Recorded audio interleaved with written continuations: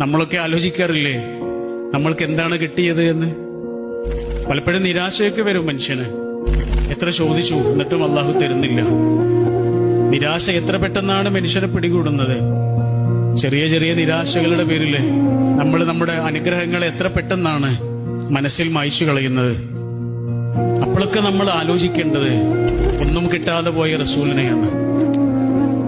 ഉപ്പയെ കണ്ടിട്ടില്ലാത്ത കുട്ടിയായിരുന്നു, ഉമ്മ നഷ്ടപ്പെട്ട കുട്ടിയായിരുന്നു.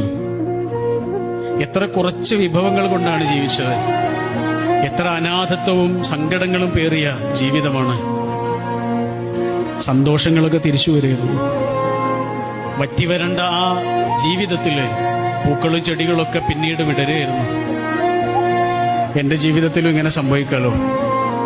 ഇന്ന് വരണ്ട് കിടക്കുന്ന എന്റെ ജീവിതത്തില് നാളെ പൂക്കൾ വിടരാലോ.